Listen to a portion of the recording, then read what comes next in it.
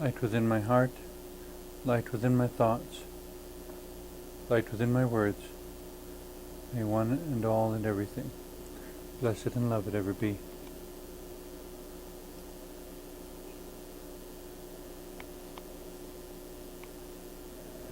Welcome.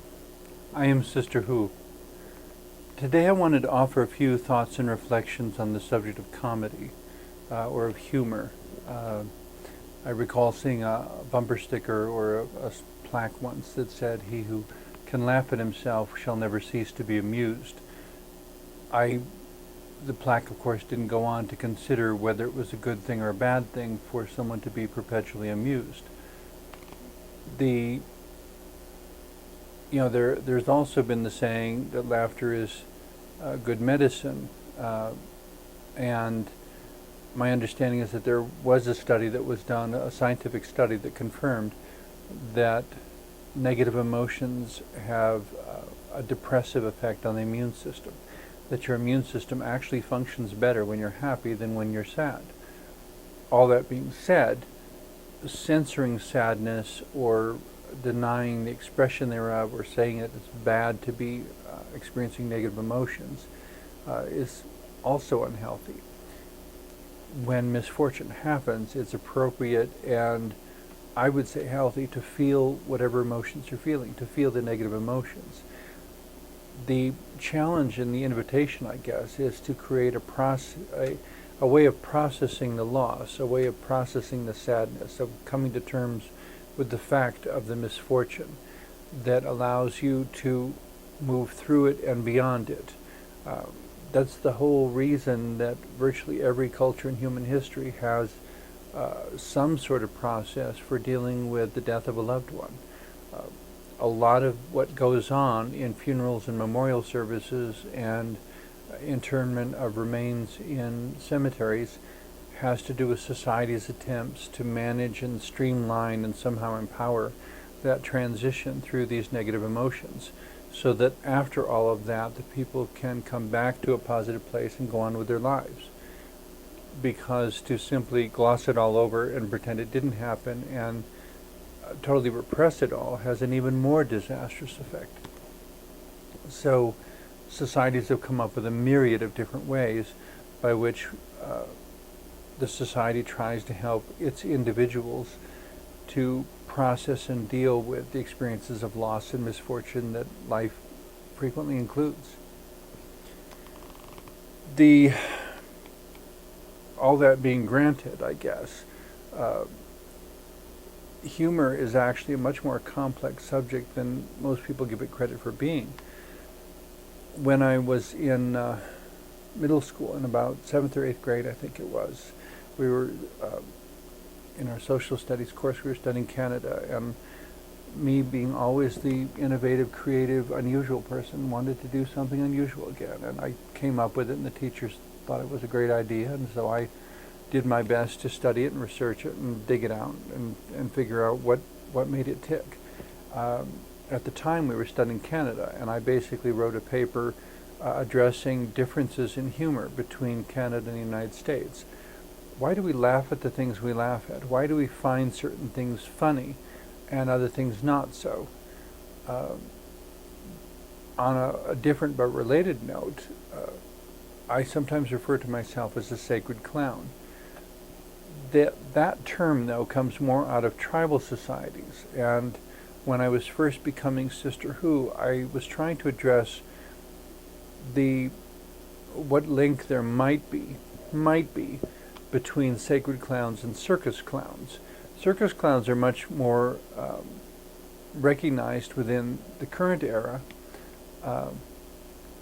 and it seemed to me that there might be some sort of connection, but if so, what was it? Because sacred clowns deal with mysteries and challenges and questions and riddles and metaphors and deep thought-provoking things, basically to keep people growing and to prevent societal stagnation, to give people alternative ways of experiencing life, sometimes giving them a way to laugh at themselves, but the goal is not to get people to laugh at themselves. The goal is to accomplish personal growth. And as I pondered this whole, the possible connections, what seemed logical to me was that when the sacred clown helps someone make a discovery, where they suddenly look in the mirror and realize what it is they've been overlooking, and it's like, oh, now it all makes sense. Sometimes through the clown's performance of some metaphor, sometimes through the metaphor that they themselves have embraced under the clown's guidance, people are suddenly brought face to face with the truth of themselves, and it makes them very nervous. And so there's kind of this nervous laugh, like, oh boy, you were sure put your finger right on the middle of that one. Feeling so in the spotlight, feeling so put on the spot, so to speak. There's emotional tension, and to reduce that tension, people laugh. Kind of a nervous, tense laughter where they're trying to just reduce tension because they don't know what to do next, but they know everyone's looking at them, but they don't know what to do next. And so it seems to me that over time, perhaps, somebody began misinterpreting that clowns make people laugh. Well, it wasn't the clown that made them laugh. It was the uncomfortableness of truth, of sudden insight, of suddenly seeing exactly what is really going on, and finding in that discovery something so challenging that nervous laughter was the only expression or emotion within reach. As if someone were to suddenly walk in on someone while they were changing clothes, and the person was so exposed that either it would be a shriek of fear and fleeing from the situation, or it would be nervous laughter as they quickly tried to move to a different situation of grabbing a blanket or a towel or whatever. There's something about truth that makes us feel exposed, that makes us feel vulnerable. And it's not a bad feeling, but it's also the invitation or the opportunity for our greatest maturity to come out, because it does take a significant amount of maturity to deal with those kinds of situations, to be able to look at an uncomfortable truth and not laugh it off, quite literally, and not disregard it, not pretend it's not there, but to sit down, be present with it, and begin to have a dialogue and figure out how to grow through this. Rather than hiding behind nervous laughter, to instead say, okay, I'm listening.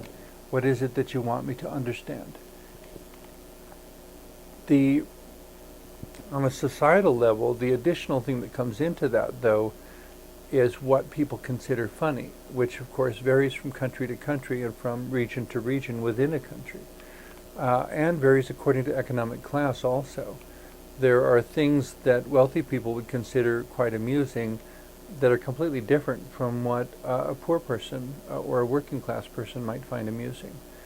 And and of course the national or cultural implications also, that what is considered funny in China or Japan is not the same as what is considered funny in Italy or Africa or Europe or North America or South America.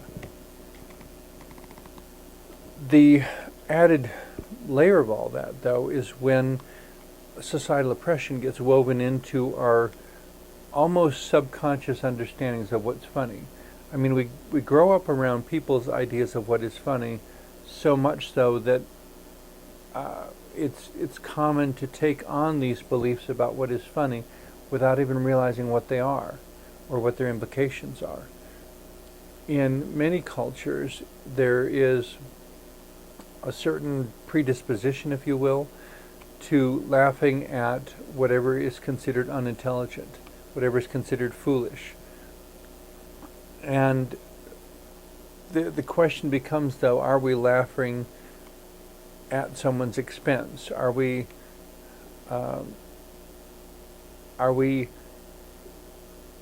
basically making someone feel less than they are for the sake of being amused? I'm reminded of a wonderful song recorded by Peter, Paul, and Mary and a lot of other singers in musical groups, which essentially is entitled, and the chorus begins, "Don't laugh at me." The first verse is,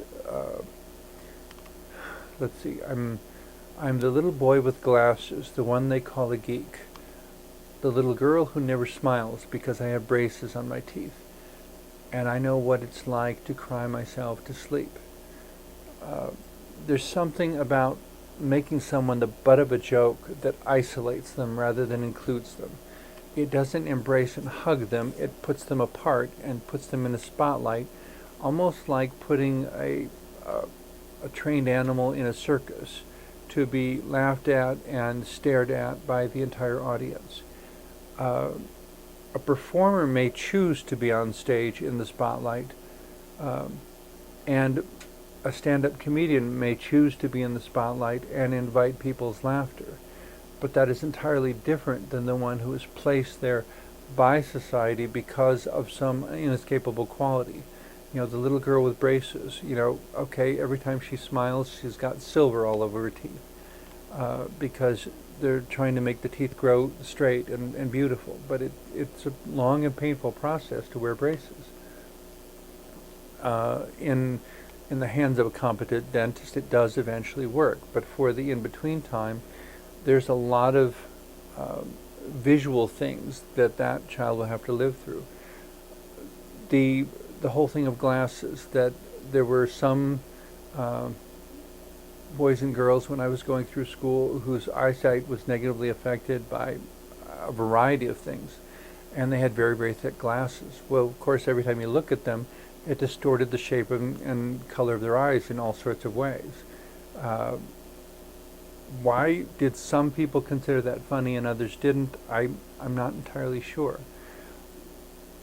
Sometimes I wonder if the comedy had more to do with people's own underdeveloped egos, that because they felt insecure about themselves, they needed to shift the attention to someone else, and so they would point to anything that was completely different and see if they could get everyone to laugh at it. Going back to the song, coming to the chorus, don't laugh at me, don't call me names, don't get your pleasure from my pain. In God's eyes, we're all the same. Someday we'll all have perfect wings. Don't laugh at me.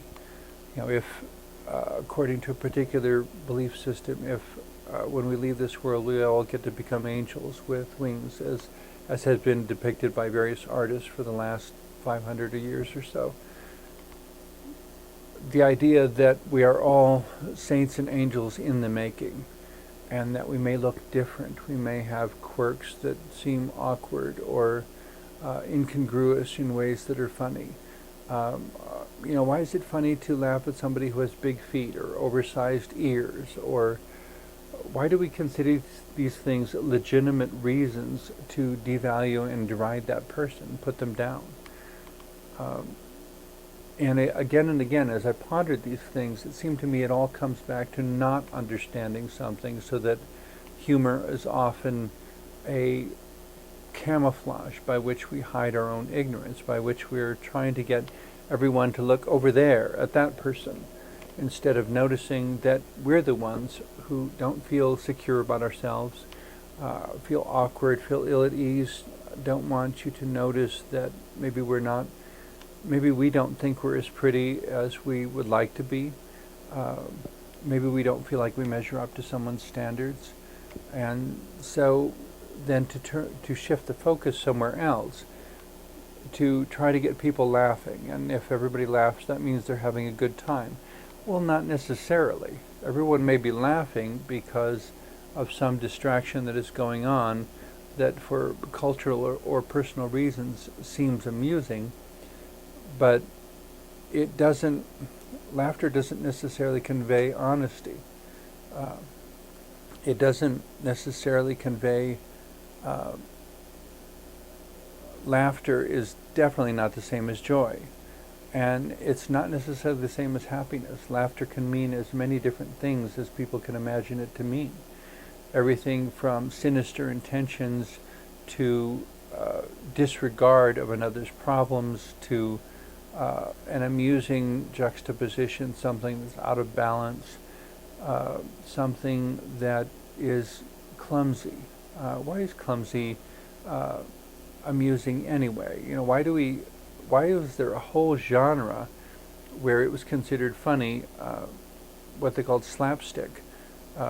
Essentially, different actors or actresses on stage who would interact in a way where the audience was encouraged to laugh at their misfortunes, to laugh at them getting punched in the face or knocked out or slipping on a banana peel and falling, instead of responding when the person slips on the banana peel. Oh my God, is he okay? Did he just have a concussion? Do we need to call the ambulance? Why are we not concerned for the person's welfare?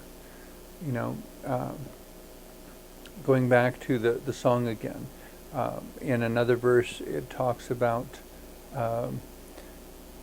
being the kid on every playground who's always chosen last, single teenage mother, as the song says, trying to overcome her past. I don't know that we have done a very good job of dealing with people with those sorts of challenges. Mistakes that happen, consequences there are, yes, but especially with the teenage mother, there's a child that's going to come out of that incident.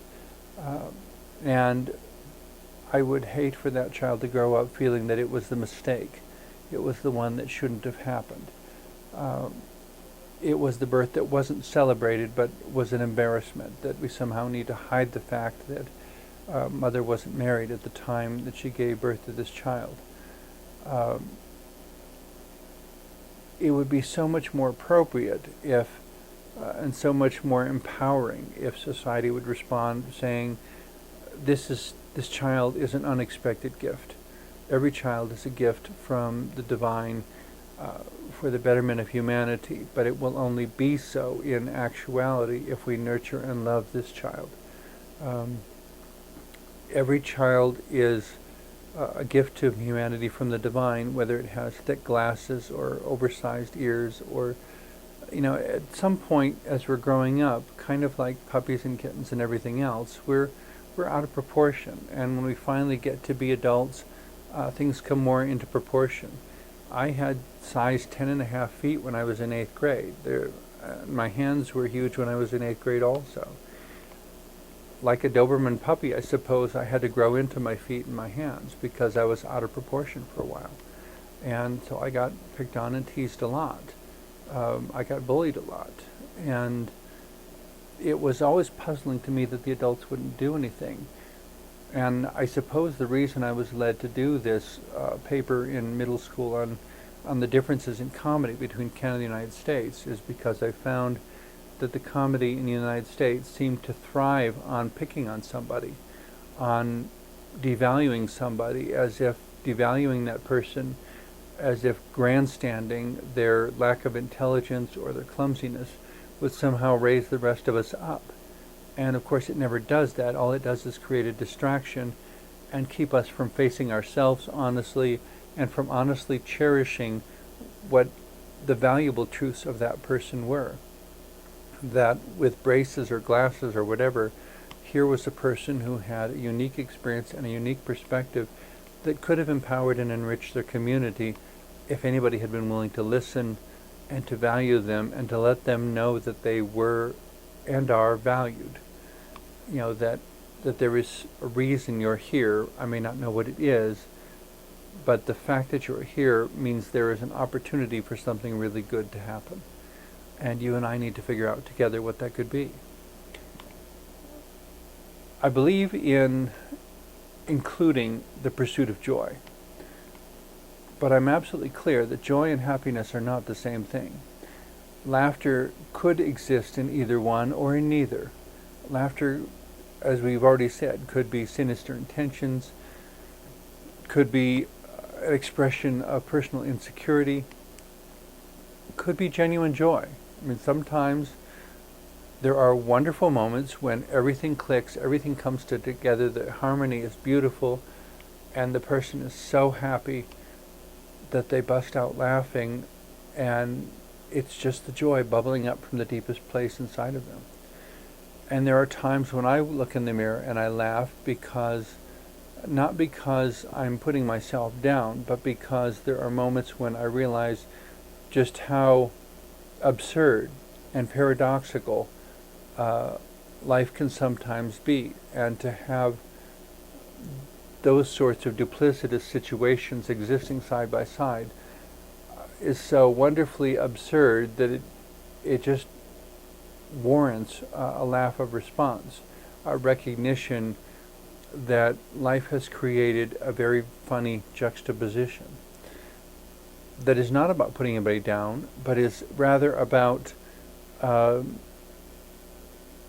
suppose you might say, that the triumph of the underdog. Underdog being a metaphorical term for the person who is in a struggle but is not, who is considered by the community not likely to win.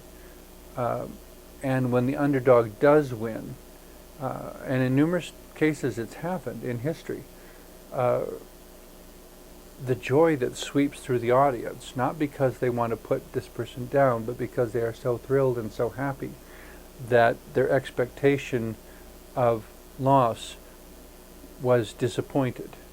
That there is genuine joy in expecting a negative outcome and not getting it. It's as if life itself has done this kind of wonderfully amusing reversal, and we are so filled with joy we have to grin and laugh and smile and cheer and whistle and everything we can. When the one whom all the experts predicted couldn't do it shows them up and does it. The horse race where the one who was given the worst possible review surprises everyone and wins the race. The opportunity that comes within the most unlikely circumstances. I was told of a particular playwright whose father literally fell into the theater by walking down the street in New York City and getting bumped and stumbling through a glass door, falling onto a stage where they were having an audition. And somehow out of that was given the chance to audition or look just like the part or something, I'm not sure. And that was what began his show business career, that he literally, quite literally, fell onto the stage from the street and, at that point became an actor because of so many things coming together at exactly the right time and in exactly the right way. The laughter that comes from joy is one thing. The laughter that comes from wanting to put up a curtain and camouflage that I really don't feel as good about myself as I'd like to. Whoever the me is in that case, whenever one doesn't feel adequate, to, instead of trying to find a distracting joke, to be brave enough to have an honest conversation. To say, you seem like a fascinating person, but I really don't feel like I have anything to offer you. And if that's the case, I need to get out of the way. If there is something I can offer that would be helpful to you, I'm happy to do that. But to move beyond making others the butt of our jokes, to understand that that there's a story behind every single one of these, and there's a real person behind every single one of these, and there's a real heart behind every single one of these, and that when we step on somebody else's heart for the sake of creating a distraction of laughter, we hurt somebody. And to take responsibility and to be willing to be held accountable for that, so that we can be healers of the world individually and collectively instead of oppressors. So many people would absolutely deny that they are oppressing the world in any way whatsoever until they get face to face with the person who has been hurt, if that honest conversation ever comes out. It's recognizing that when we bring joy, not just superficial laughter, but when we bring joy to another person, by recognizing them as a unique individual, as a valuable person, that we can literally change the course of history. In any case, thank you for watching, and I pray that whatever adversity you may encounter this week, that you find within yourself and within those around you the beautiful people that you have been created to be, and the wonderful moments of joy and community that each of us is able to bring to the spectrum of human experience, each in our own little ways. Thank you for watching.